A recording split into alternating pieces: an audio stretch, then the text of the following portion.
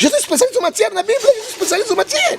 Mais tant que tu as mon otobengi pelengendu, frondondo, geste di membo, et ce côté na kati. Ngala prophète du peuple, ngala prophète de nation, parce que ezo la sani. Bazo la sani. Makango to lobaki yango, bilo nga bango eye su tozali awa. To yango. Ezo la sani mais c'est Arsène. Les gens comprendre les Afrique. Naba ndeke bakoma osumbela osuko nene la kabiso to sai bango mboka kongo mboka moko ya somo mesarsen mboka ngo Congo et mboka moko ya somo na mawa botaka nde kongo na bandeke ku bakoma be impoli na bandeke be impoli penya be impoli mais bozali motema malamu te ba pasteur congolais to sinyango penza awa to silisa te bakangi moninga na Braza. Monsieur directeur Nasna Pasolangu Malibumu. Fini?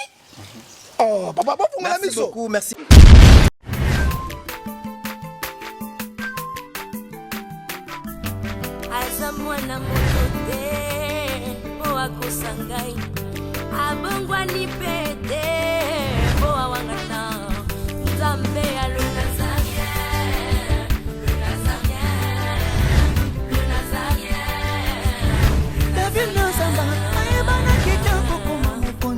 La démission est belée, à l'andara pour ça, donc félicitations. 5 ans déjà, Eza est belé, les Nazaréens, parce que avoir une structure et tenir ne fût-ce que 3 mois, il n'y a pas en bas. Eza li pendant moi en bâté. Moi, ce que je vous demanderais, enfin, ce que je souhaiterais, Eza que Bokine Lissous. Maman Tiffany, chapeau bas. Je sais que c'est dur, mais continue.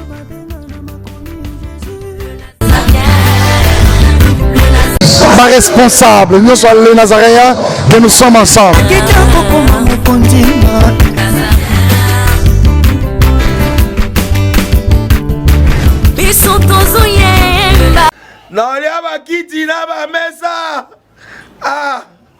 Atanya ukondoko namona yo achayo na mwamba la minito na kata bena katikata saki fufu. Oui, allô Escoti, bonjour. Boni. Et l'autre côté, et puis qu'il y a mon bureau à travailler tes micros. Donc dès que tu as un galère na niveau 0. Tout ça là boy. Moi il n'a pas bon vraiment mingité.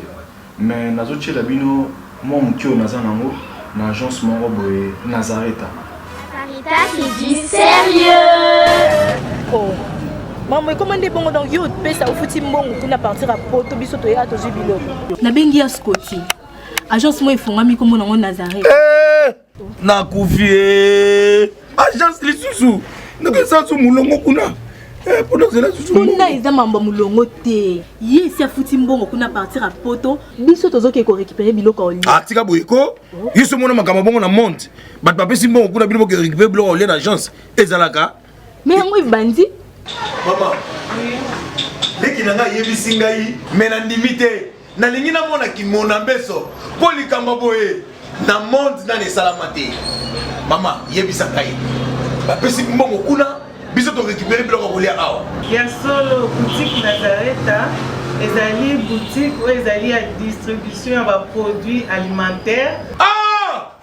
Na sali poto sunga bandeko oyo même ba oyo bazana na peu de ressources. Comme la boîte bandeko bazana niveau à Kinshasa même avec un petit rien. Donc à partir à $10, $15. Donc si vous avez un bon côté, nous devons na poto ko sunga yo, a ozika biloko kolia. Eh maman Nazareth nzamba pambola ya bakise mikole belé awa na sena mokili. Et bon awa tozawa poto yeba adresse awa. La boutique Nazareth a été ici à Kubungate, toza sur avenue Monkoto numéro 1, direction Elengesa. Face à face na église catholique Saint-Vincent. Ah, direction Elengesa, Monkoto numéro 1, à face à l'église catholique Ah, c'est ça, l'école. Bon numéro de téléphone, vous avez monté déjà, vous avez on a 3 numéros pour Paris, vous avez un numéro pour la Suisse, vous avez un numéro pour la Suède. Ah non, non, non, non, non, non. Nazareta, nous allons la Congo ici. Julia, ngana kangisa kia fufu. Ya modé, yo bandika na fufu. Oui, pour la Nazareth, tu as un système en bimbi, dans Bongo Shingo. Bon, ok. Vous allez sérieux. Ça, c'est du sérieux. Très chers fidèles internautes Bandeko Balandia Magazine Abisso Masolo Amboka, nous savons que vous êtes plus de 80 millions. Vous nous suivez partout dans le monde, mesdames, mesdemoiselles et messieurs. Bienvenue dans ce nouveau numéro. Aujourd'hui, nous avons vraiment ce réel plaisir de vous présenter encore une fois cette émission à l'unité de l'Esprit Saint, Pambate Bisso Tolobi Tozali Basali. Si nous sommes vraiment vivants, c'est parce qu'il y a un Dieu quelque part qui a fait cette grâce, qui nous l'a vraiment offerte de façon que tout se présente encore une fois devant vous et nous également. Et c'est Ngotondi Bisso Namite Mapambate. Vous nous avez vraiment toujours suivis, vous nous avez choisis dans vos postes de téléviseurs, dans vos véhicules, aux anakati avions, des colonnes à Mapata, les Nazaréens TV, entre autres. Larcène Moloa et fils à papa sous l'impulsion de Madame Tiffany Mokwa. Et c'est une biso na mitema en tout cas, qui n'y a n'ankolo ezana na bino. Lelo na masolo mboka, toko beta penza masolo kaka nenge tolobi o itali mboka. Nantina ena bomon lelo na lati léopard. Léopard ezali mboka na ngai, ngape mwana Congo na yembi pe mwana Congo. Donc ce bomoni mwana Congo lati elamba Congo te se yeboto na ye. Et a comment changer nationalité tonine. Mais sinon, d'abord tout ça la tourne la technique et on se retrouve tout juste après pour la continuité de notre entretien. C'est parti avec Yves Bolofa et Alain Kakala.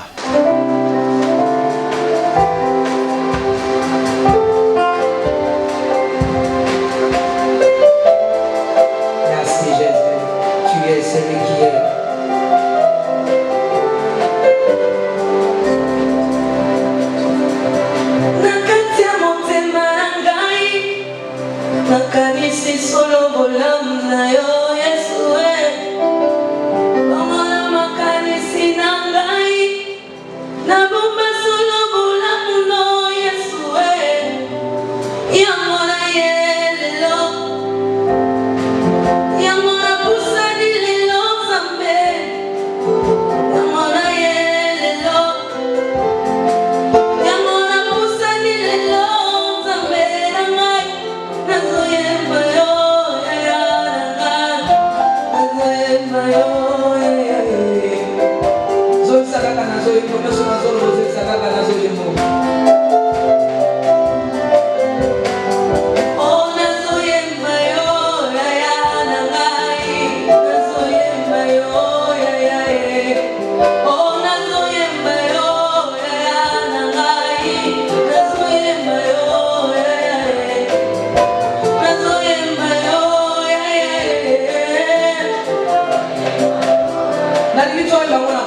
la prière, amen, amen.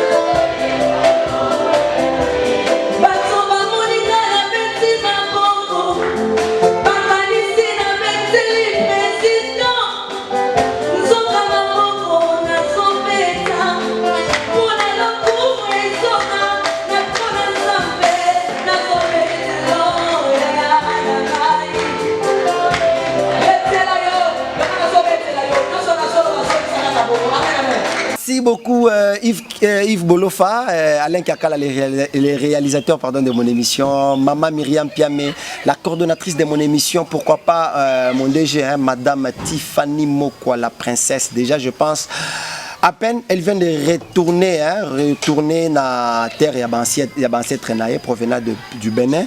Elle est ici à Kinshasa depuis quelques heures. Très cher fidèle internaute, nous sommes vraiment aujourd'hui à moins de 50 jours. Il y a convocation et accord électoral. Bientôt, ça sera les élections dans quelques jours. Donc, j'ai dit dans moins de 50 jours, élections Iso-Banda. Mais sinon, l'actualité reste dominée par la réception. Il y a matériel, il y a organisation, élection. Le gouvernement a fait sa part pour remettre quand même matériaux Nenga Prometaki. La CENI vient de recevoir quand même kit moko ya camion, aéronef, machine, quelques ordinateurs et consorts. C'était depuis hier na siège na bango na quartier général à CENI. Et ce n'est pas seulement ça. Il y a eu encore une actualité vraiment qui ne cesse vraiment de s'écouler entre la majorité et l'opposition. La majorité a organisé vraiment son meeting avec un monde un peu très exagéré. C'était le week-end de la semaine écoulée. Des activités vraiment qui ont marqué vraiment l'histoire et Mboka na biso. Le vendredi c'était mars, il y a contestation contre la machine à voter où il y a bandeko na biso opposition, mais sinon Mbutu peut côté en opposition. Voilà pourquoi je me suis dit quand même, quel que soit pas sur les comme la biso na Congo, 360 000 Congolais expulsés na Angola.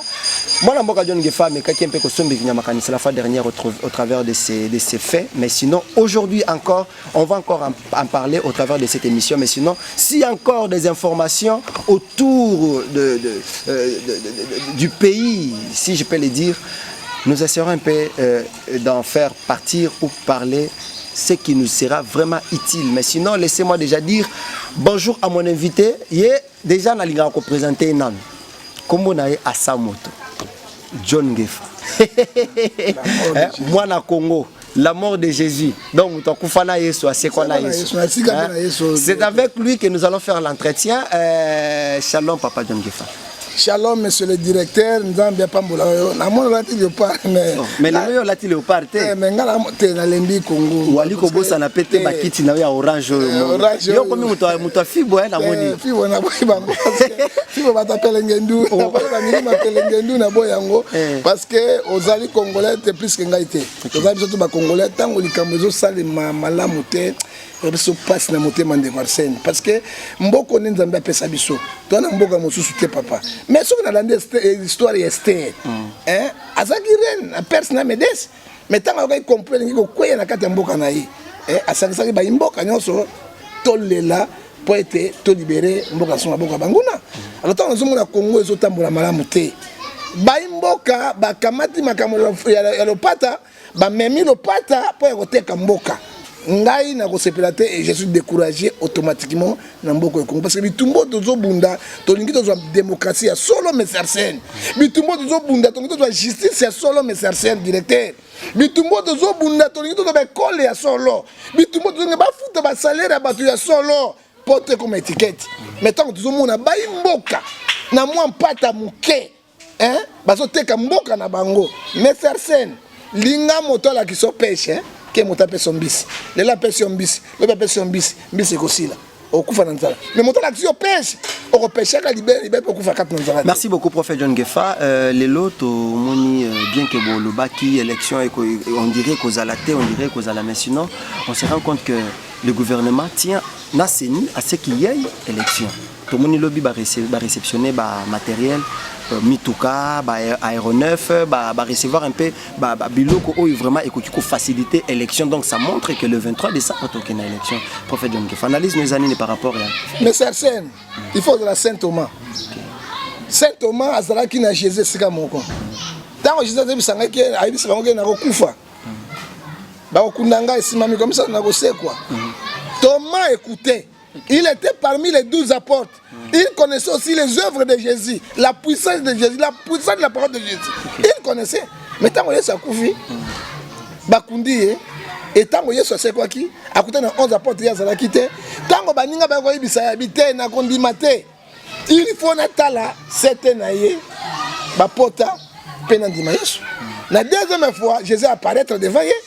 Alors Thomas, iyaka kotia misapi okonzela ngai Yesu na ngai bino ba prophète des nations ndenge nini bokoki ngai prophète du peuple naza prophète des nations parce que prophète du peuple mboka bokoki kozala na doute que élection kozala toté non mboka ezokende na pelengendu mboka ezokende na frondondo pourquoi oyebi kotala ezali malamu est-ce que gouvernement congolais akomisi mbongo nyonso seni asengaki mais au moins apesi quand même non toko féliciter ye toko féliciter parce que là ba osala na pona ni baza trop sûr Chadari passe quand Chadari passe ezali Saint-Pierre na Saint-Paul olongoli Saint-Pierre na kiti oche Saint-Paul et là ko bon moko ke sanité alors au moins le rôle des partis politiques dans ni hein conserver pouvoir longtemps quand Kabila tiki hein mais Chadari est là yango moni na machine à voter na bango ba telemeli yango parce que ba britannique onje britannique ye lobby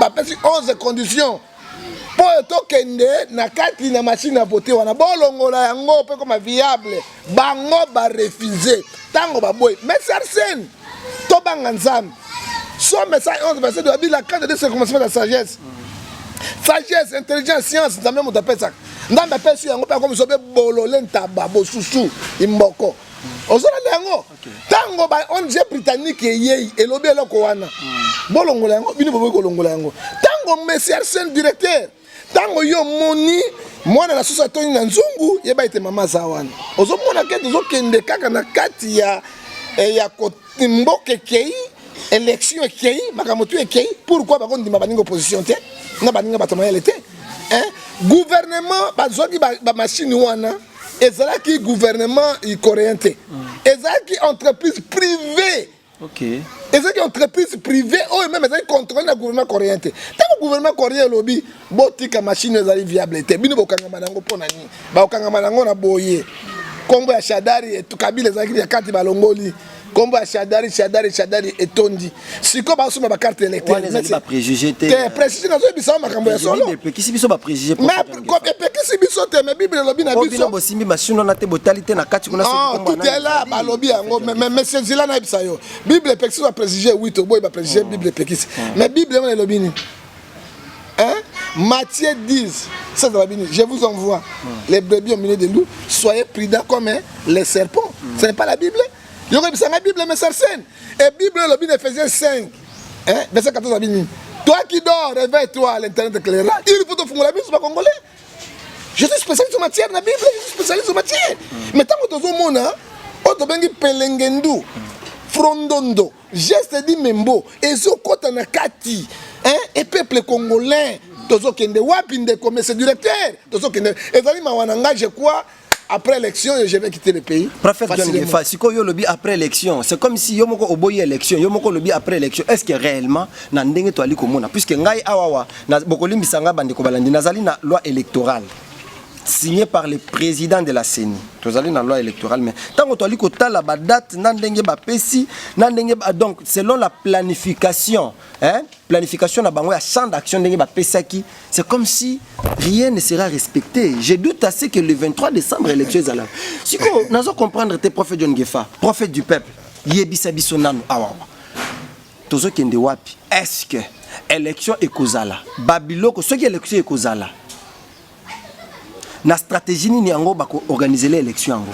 Soki élection ekozala te, bino bolobi ekozala te pour bozomona yango penza pelengembi ali na kati. Mais boni c'est na l'état ko kiko dépenser bambongo ne pona ko somba mituka ko somba babiloko nyonso ebele wana pona ko sala ngoni. Mais monsieur le directeur, na mona ki na année passée na mona ki le 30 juin armée congolaise elakisaki armement na ye elekaki awo tanga lakisaki armement na ye pour intimider baronel Bugande et là côté mais na beni kuna ka bombarder kuna te le mot ba message na mona ko tala yo la ti drapeau Congo ngala bo ta drapeau Congo yo a congolais ngala congolais mota ko sa moninga na mo katote ko memba ngala mo katote so totali ka mitu kango prophète John Gefa to totala mitu kango ce n'est pas mitu ya armée mituka ya armée ezaya ba soda ya mais ya armée ça peut faciliter quand même ba déplacement tala ka mitu ki faisait la makasi pour la élection qui na ba na bonjour na ko bangisa bato na yango or que tango balakisaki armement ya Congo ezalaki na yango ba pays voisin bangaki omoni Corée du Sud Corée du Nord, Pyongyang. Abimisaka mima na ye azolakisa force bombe nucléaire na ye. Ba américain ba sekaka. Russe alakisa ngo sekaka. Américain alakisa mima na été. Américain alakisa mima na été. Ils a défilé ni Trump a télé alakisa mima na été. Mais je te dis aujourd'hui, mais papa, un homme prudent voit des mains de deux se cache. Amérique est le mingi. Hein? Le pays le plus puissant du monde c'est l'Amérique. Allez qui na Israël. Israël et l'Amérique là comme côté. Yeah. Osomona. Tu as deux bombes au monde. Non, non, Russie a permis les États-Unis, papa. Russie a la Grande-Bretagne, Robert Haïtika, papa. Israël a Robert Haïtika. Quand tu dis que je décasse le cas. Dans le monde, l'Amérique a accepté pour l'année. Dans le monde, Mobimba, tu as deux bombes atomiques. Monsieur le directeur, je te dis, oh, il y a Congo. Et puis, on a mon tafé, hein. Bana Congo, na moni kailo ka veya. Tikanga yo zane. Yo la tufani na bakiti ya leo ya rele sasa wa. Papa moko félicitations. Osé déjà mama équipe déjà moko ye. Papa. Okokpolo lolo. Mais c'est que la sisa ngomoni. Ndenge mesarse nos ali bo directeur. Bac ordinateur ko kolongole lamba na yo la sur veste complet. Ordinateur ko ndengo zali boye. Et l'ongole lamba la sur veste complet. Bimi que bateau tant que tu mettre machine du boy bango baza déjà na centrale serveur central bazo contrôler yango et puis il y a pas papier et c'est fini. Oh papa pour la mission. Beaucoup merci. Prophète John Ngefa naibi ke ngunga na biso ilelo penza toza coincé par rapport au timing. Ikozala malamu penza bande ko balandi bo mitungisa te bo traitenga de tous les mots. Maman Nathalie zala la kimia pambate prophète John Ngefa deuxième épisode déjà il y a émission oyo. Maramouze belé à Koloba mais actualité pe l'équipe belé à Wawa. Prophète John Ngefa. Meeting il y a majorité donc il y a FCC. Na marche il y a contestation contre la machine à voter il y a opposition. Tango zota la bango mibale nani a gagné. Bon monsieur le directeur il faut to banga nzambe. Oyebi nzambe ndale kinyoso. Même le gouvernement américain va prêter serment à la président avec la Bible, Big Bosso et Pasteur Azali, même anglais, même allemand. Au moins, meeting d'opposition. Opposition à l'équipe Onani. Les qui marche. Marche opposition à l'équipe Onani. 100 balles, ni cassure. Tokumisi, dans le gouverneur, à la démocratie.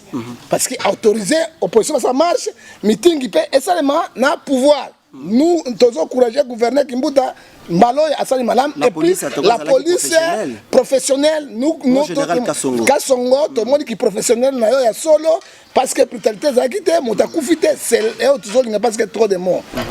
Nakobanga, monsieur le directeur, il marche et opposition, il y a une volonté. La démocratie, il faut pas de la libre expression na bango. Tout le bien ça il dépasse hein. Ça il dépasse mais ça il dépasse à côté qui wana mais ça il dépasse à côté qui wana mais bitumbe pas la compréhension kaka. Alors tango basali yango bayaki na transport na bango ba misusu bayena makolo bazongi plein et cela qui a craqué. Pourquoi balobi na monsieur nang Chunaram gangster tika machine one parce que la volonté du peuple c'est la volonté de Dieu. Peuple boy tika parce que peuple azomona na kata machine wana nyamu ezali milimo ya kokolo lolo ezana kati il faut longo. Alors tango basilisi bazongi pe na bo pété bakei. Félicitations. Tokei na meeting ya IDPS alobi ya contre la meeting wana te. Avec ou sans machine à voter, ils sont au Kende. Tout le monde a dit des pèses, il dépêche à peser à l'issue, Motako Sabinoté. Ali comme mérite à non, Zela, monsieur Zela. Azor pesé de pourquoi? Il dépêche il croyait. Galate 6, verset 3. Si quelqu'un se passe être quelqu'un, il s'abuse de lui-même. C'est ce que dit la Bible. Ce qui dépasse Saliboye, lui croyait qu'il dit bateau bakoyate. Alors, Zambé là qui s'y dépasse, n'a peuple qui est au pesakate. Pourquoi il dépasse à pesakate? Bible est ici, papa. Les peuples sont unis, les peuples sont forts. Ils sont pas dispersés, ils sont forts. Ils sont la sani.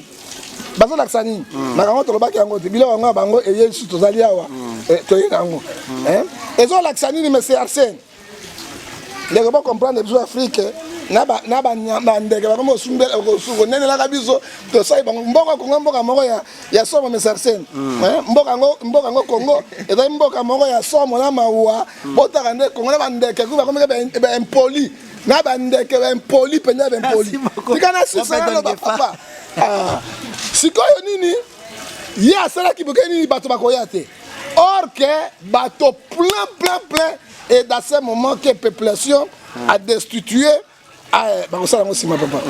population a destitué Tshisekedi Tokei sans machine à voter avec machine à voter mais yo Tshisekedi na meeting ezaki wana ya liboso wana yo lobaki toke na machine à voter mais nous donnons mi-temps quand on a 3 millions de pesos, on a 5 millions de dollars, nous sommes pour l'élection. On change.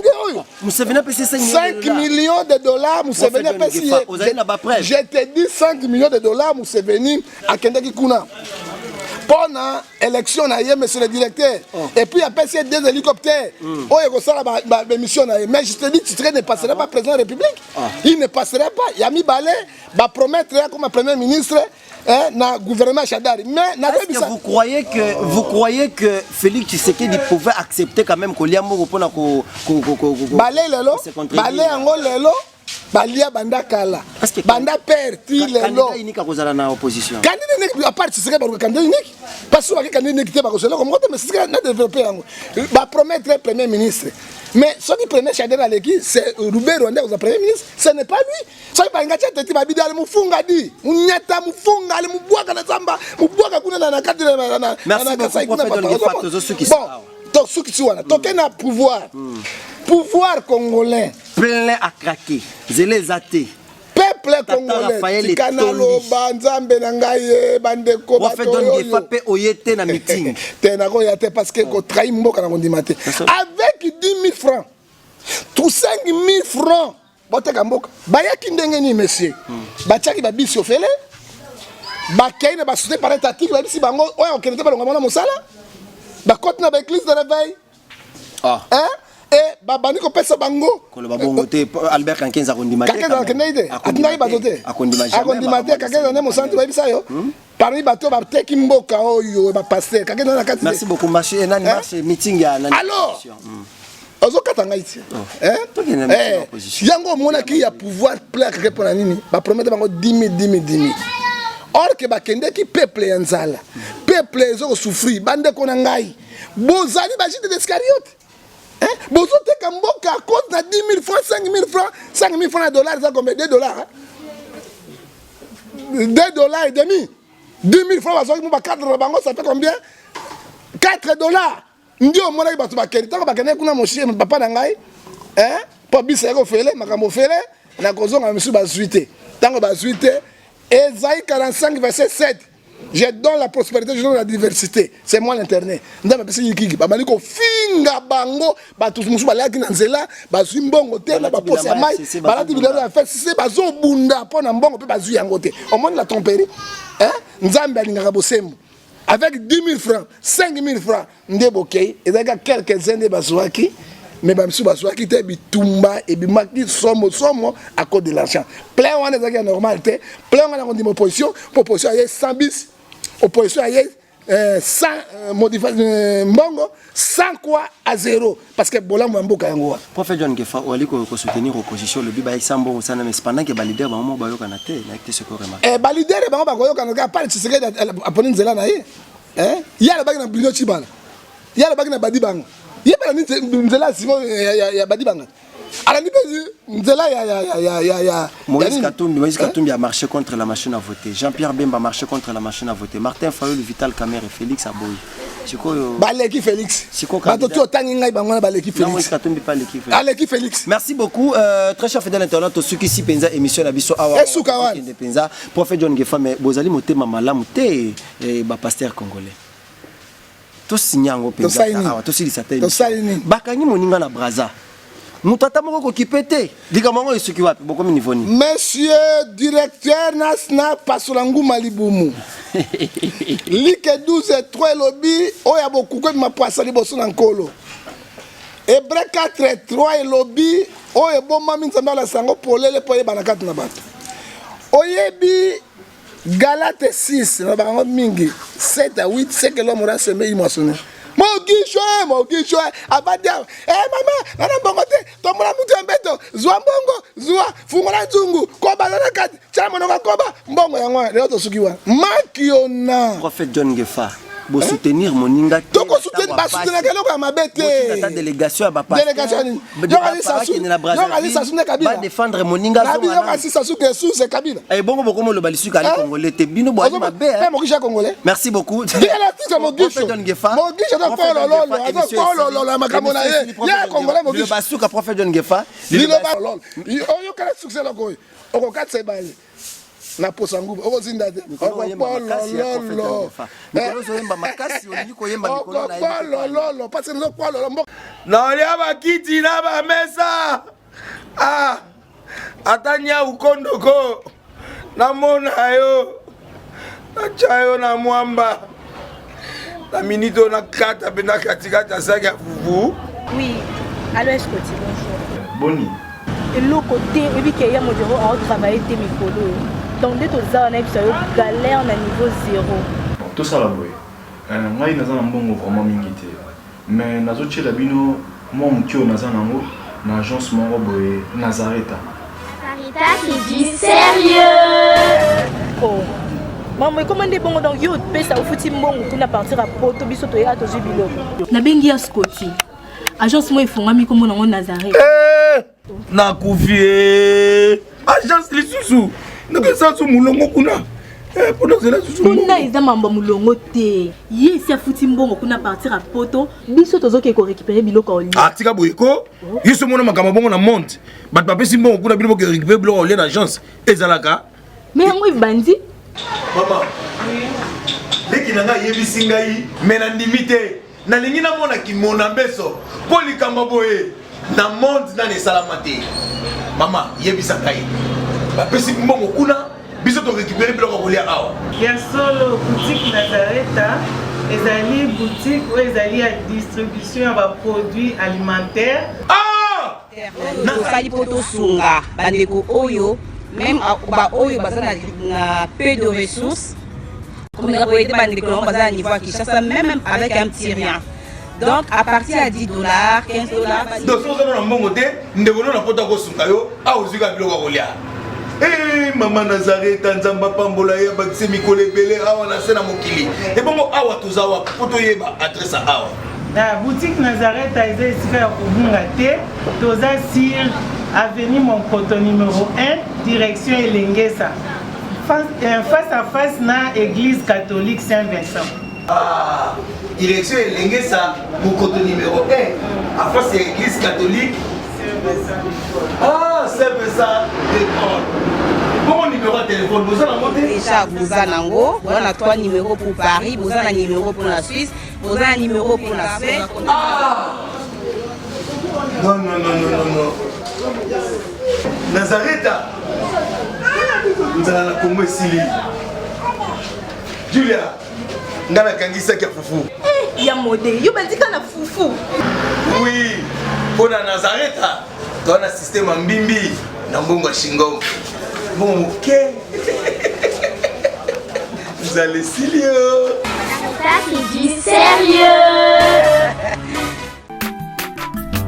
Aza mwana moto te po akosangai abongwani pete po awangata nzambe ya le Nazarien